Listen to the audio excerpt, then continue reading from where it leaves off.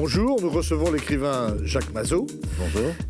Vous avez une vie assez riche et vous n'avez pas toujours été écrivain. En 1973, vous êtes étudiant en sciences politiques. Vous écrivez à François Mitterrand et il vous répond et vous allez faire sa campagne. Oui, il me répond une lettre assez longue d'ailleurs et il me dit écoutez, c'est très bien, prenez contact avec Jean Poprennes, qui était à l'époque l'un de ses lieutenants, et adhérez, puis...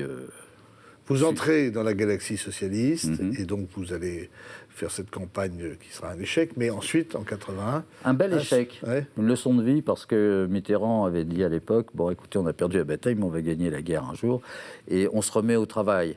Et à l'époque, c'était 7 ans. C'était long. Oui, on a 7 ans devant soi pour faire la campagne. Wow. Maintenant, c'est 5 ans, c'est un peu plus court quand même. Alors, quand Mitterrand est élu, vous entrez dans un ministère, qu'est-ce que vous faites? Non, pas tout de suite. Je suis rentré plus tard. Moi, je suis rentré parce que j'avais une vie avant. J'étais à l'AFPA, je dirigeais les services les publications de l'AFPA, etc. L'AFPA, c'est, rappelons-le, Association de formation professionnelle des adultes. Et donc, j'étais là, et c'est en fait en 84 que je rentre vraiment dans le système. J'étais militant, je connaissais un peu tout le monde, mais je n'étais pas impliqué. Sauf qu'en 84, il y a Delbar, enfin Michel, que je connaissais par ailleurs.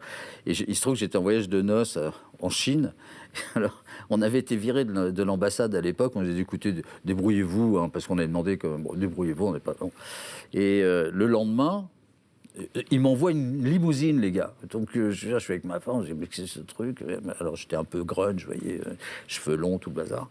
Et donc, on arrive à l'ambassade. Monsieur Mazot, on est absolument désolé, etc. On vient de recevoir un appel de Paris. Le ministre des Affaires, le ministre du Travail et de la formation professionnelle, hein, on vous le passe. Alors, je suis dans le bureau du deuxième secrétaire d'ambassade. Salut Michel, comment ça va? Et il me dit, t'es où? Alors je lui dis, écoute, je suis à Pékin. Là. Il me dit, parce que j'aimerais bien que tu viennes dans mon équipe. Alors je lui dis, mais tu sais, je suis en voyage de noces, encore pour un mois. Il me dit, c'est pas grave. Et finalement? Finalement, je suis conseiller je suis le responsable des chiffres de l'emploi à l'époque, conseiller, demi-conseiller à la communication et responsable des chiffres. Avec Michel Delbar. Vous avez aussi travaillé avec Lionel Jospin, puis avec Daniel Vaillant au ministère de l'Intérieur. Alors Lionel, on se connaît, il était aux affaires internationales, etc. On sympathise, etc. Quai d'Orsay, oui. Et il me dit, écoute, est-ce que tu peux t'occuper de mon journal dans le 18e? C'était très important, parce que comme il se préparait, si vous voulez, à rentrer, comme il a été élu d'ailleurs, il fallait qu'il y ait un journal, etc. Et donc, comme j'étais journaliste à l'époque, je me suis occupé de ça. Et j'ai été avec Léniel aussi à la formation professionnelle. Et ensuite, je suis allé avec Daniel, qui m'a appelé au ministère de l'Intérieur. Vaillant, qui m'a appelé au ministère de l'Intérieur. 3 ans d'expérience avec les flics. Oui, avec Go-Between, enfin... Vous avez une tête de flic, d'ailleurs. Oui, je vous remercie. Vous verrez bien à la PJ. C'est pour ça que j'écris des polars. Ouais. Et donc, j'ai été le go-between entre le directeur général de la police et le ministre. Voilà. Alors, vous avez été donc au ministère de l'Intérieur, mais aussi vous êtes un journaliste qui avait traîné vos guêtres au quotidien de Paris avec Philippe Tesson, au Matin. Alors, c'était l'époque Perdriel. Perdriel, absolument. Et donc, là, je suis plutôt sur le versant culturel. Je sais que... Vous vous intéressez beaucoup au cinéma, vous fait écrire sur le cinéma. Beaucoup, oui. Et Dominique me dit, un jour, allez, parce que je voudrais faire des reportages aux États-Unis, interviewer. Il m'a dit, vas-y. Alors je me suis fait tout un ensemble et puis en France aussi, Trintignant, Marielle, je disais tous, pas tous, mais beaucoup. Quoi. En 85, la reconnaissance arrive. Vous faites un best-seller qui s'appelle La ferme d'en bas, qui sera vendu à 150 000 exemplaires, à 500 000 exemplaires. Hein. À la date d'aujourd'hui. Vous aviez un vieux manuscrit écrit à l'âge de 18 ans, une centaine de pages. Et André Balland, hein, dont le fils aujourd'hui est avec Laetitia Hallyday, pour citer un peu la famille. Le vieil éditeur André Balland vous dit c'est une histoire formidable et il vous demande de la raconter. Oui, il a ses 100 pages. Il me dit j'ai fait lire à l'ensemble des éditeurs de la boîte. C'est bon, tout le monde veut la fin. Donc voilà un chèque, voilà ton contrat. Il m'a fichu dehors, il m'a dit écoute, tu reviens dans 3 mois avec le livre fini. Alors, vous romancez votre histoire, qui est une histoire quand même assez douloureuse. Vous êtes un orphelin. Complet, comme on disait à l'époque. Orphelin complet, puisque votre père abandonne sa famille, votre mère est tuée en Indochine. Après Dien Bien Phu. J'ai retrouvé l'endroit d'ailleurs. Et donc, vous êtes élevé par votre grand-mère et vous avez la chance à la fois de rencontrer, enfin d'être élevé par une femme de fort caractère, mais aussi d'avoir un parrain qui s'appelle Frank Bauer, qui est un compagnon de la Libération et qui va vous apprendre aussi beaucoup de choses. Et vous racontez, alors c'est très romancé, La ferme d'en bas, mais c'est quand même sur le fond du berceau familial de la Charité-sur-Loire. C'est la Bourgogne, c'est la Charité-sur-Loire, c'est le coin de mon enfant, c'est mon jardin secret pendant très longtemps et encore aujourd'hui. C'est là où j'ai les émotions les plus fortes, c'est là où je suis libre. Voilà. En fait, en réalité, si je dois dire quelque chose, c'est de dire que la ferme d'en bas, c'est l'endroit de ma liberté, où j'ai posé les jalons de ma liberté et de mon envie et de mon désir de liberté. Voilà. Alors, vous voyez, on allait dans les arbres, j'allais chercher, on s'occupait pas de moi, je fais ce que je voulais, c'était formidable. Vous en faites une suite, puisque ça marche, donc les éditeurs sont intéressés, ça s'appelle Le Retour de Jean. Vous imaginez l'histoire de votre mère, il y a une part très fantasmatique sur votre mère, puisque vous l'avez à peine connue, sur la base d'une lettre. Alors, en fait, il y a la dénonciation, et puis ensuite, il y a le retour de Jean. Ça, c'est la continuité familiale, si vous voulez. Et puis ensuite, il y a eu ce besoin d'écrire sur ma mère, que je ne connaissais pas, de découvrir ma mère, parce que j'étais un jour dans une gare, et il y avait des annonces à cette époque-là, où il y avait un train peut en cacher un autre, et ça m'avait renvoyé à ta grand-mère a caché ta mère. Et du coup, j'ai eu besoin de faire ce roman, qui s'appelait le voyage de ma mère.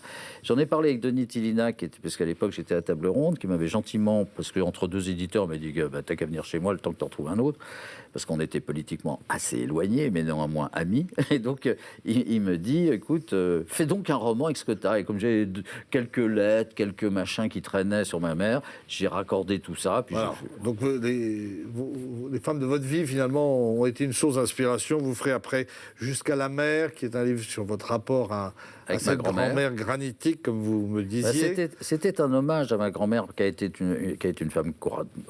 Comme ces femmes de l'époque, j'ai travaillé tout le temps, courageuse, on ne faiblit pas, jamais. Never explain, never complain. Oui, voilà. 3 enfants, ensuite le petit enfant, on s'en occupe. Et si vous voulez, moi, j'aimais tellement ma grand-mère, qui a tout résumé dans ma vie, que je voulais l'accompagner, parce que je savais qu'elle était en train de mourir, on m'avait bien fait comprendre qu'elle était en train de mourir. Et donc, j'ai voulu l'accompagner, je voulais être à l'hôpital avec elle, je voulais être sans arrêt avec elle, et elle est morte dans mes bras. Donc, voilà. De même qu'elle a inspiré ces histoires sur la ferme, vous avez fait une tétralogie aussi chez Jean-Daniel Balfon qui s'appelle La ferme de l'enfer. De même que votre parrain qui fut compagnon de la Libération, qui est mort l'an dernier, a fait énormément de choses. Il était secrétaire général de la Comédie Française. Oui. Il a peut-être inspiré aussi vos premiers pas en politique. Il a inspiré surtout une manière d'être et de vivre. C'était un homme qui était extrêmement droit, c'était un homme extrêmement cultivé, c'était un grand musicien. Et si vous voulez, il m'a appris à être, comment vous dire, droit. Mais c'était un personnage quand même assez multifacette. Hein. Il a vendu le Concorde, il a été conseiller de Sihanouk. Oui, il a fait un peu.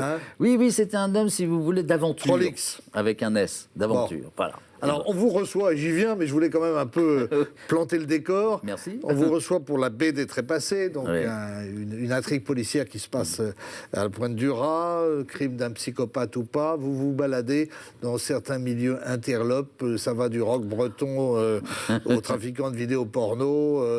Et aux ligneurs.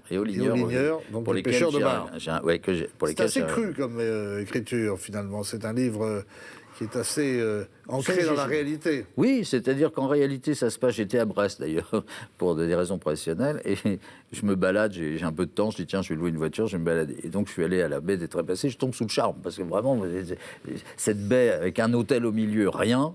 Donc, j'ai loué la chambre à l'hôtel, je suis resté dormir à l'hôtel, et de là est née cette envie de faire ce roman qui s'appelle La baie des Trépassés, qui est un polar, quoi, mais qui est un polar... C'est votre premier polar? Oui, ce qu'on appelle les polars, oui, si on veut. Non, c'est pas votre premier polar? Disons que c'est le premier. C'est pas exactement vrai, mais si vous voulez... Vous avez écrit une vingtaine de romans. Oui, Disparition, par exemple, la série télévisée, a été inspirée par une enquête policière, mais un peu dans le mystère, un peu dans le surnaturel. Vous aviez écrit en quelle année? 95, de mémoire, enfin. Qu'est-ce que vous aimez dans l'écriture, finalement? C'est la liberté? C'est Oui, Parce que vous avez fait plusieurs choses, mais vous êtes passé de la politique à la littérature. Oui, enfin, puis je continue à faire de la politique, puisque mon travail, c'est d'être lobbyiste, donc je rencontre que des politiques tout le temps, et des hommes d'entreprise, des chefs d'entreprise. Vous travaillez pour qui en ce moment? Vous pouvez pas le dire? Non. Je peux pas. C'est pas Bernard Grévaux, non? non. Mais je peux pas. Non, ce sont des groupes industriels, etc. Je peux pas. Mais enfin, bon, bref, je fais la liaison entre l'économique et le politique, si vous voulez. Et alors, la Bretagne, vous n'êtes pas breton, mais qu'est-ce qu'elle vous inspire? La Bretagne, quand j'étais gamin, on venait au Lojo, sur le golfe du Morbihan. J'ai passé des étés absolument extraordinaires à faire de la voile, machin, etc. Donc, déjà, première impression. Ensuite, j'ai loué à plusieurs reprises des maisons en Bretagne pour les enfants, pour leur faire connaître, etc. Et en particulier, plutôt Quiberon, mais ensuite, je suis remonté jusqu'à Douarnenez, etc. Ensuite, j'ai fait, à l'époque où il y a eu la marée noire J'étais étudiant, j'étais venu nettoyer... Torrey Canyon? Oui, voilà, j'étais venu nettoyer les plages à l'époque. Enfin, j'ai une histoire avec la Bretagne, j'ai une histoire personnelle avec la Bretagne, quoi. Et dans la baie des Trépassés, finalement, qu'est-ce qui a guidé votre plume? Vous avez rencontré ces personnages ou vous vous êtes inspiré aussi de votre parcours au Quai des Orfèvres? Non. Hein? L'histoire en particulier, alors... Bon. Les trafiquants de vidéos porno, c'est dans l'actualité, ça? Oui, et puis ça, je veux dire, enfin, c'est un grand classique. Partout. Partout. Bon, donc, je veux dire, c'est pas franchement très original. Mais ce qui est original dans l'histoire, c'est que c'est un trafic intelligent, qui se veut intelligent. Bon, il est découvert, mais enfin, néanmoins, si vous voulez, c'est un trafic qui se fait au travers au contraire, de films, comment dirais-je, presque touristiques, où on présente ceci, cela. Et en réalité, c'est pas ça. Mais bon, donc, il y a tout un système technologique, si j'ose dire, qui permet de faire ça. Ensuite, vous avez l'orchestre de rockers. Moi, j'en ai connu en Bretagne, justement, qui sont... Vous appelez ça les musiciens des vieilles folles? Oui, voilà, des vielles folles. Des vielles folles. Oui, et bon, c'est un clin d'œil, c'est des gars un peu des... Clin d'œil aux vieilles charrues. Oui, voilà, un peu, qui vivent un peu Vous avez traîné dans les bars, vous, visiblement? Oui, ça, j'ai traîné dans les bars. Et donc, il y a ça. Et puis, il y a les ligneurs pour lesquels j'ai une grande admiration. J'avais découvert cette profession avec la mort de Michelin, qui était tombé d'un bateau à l'époque.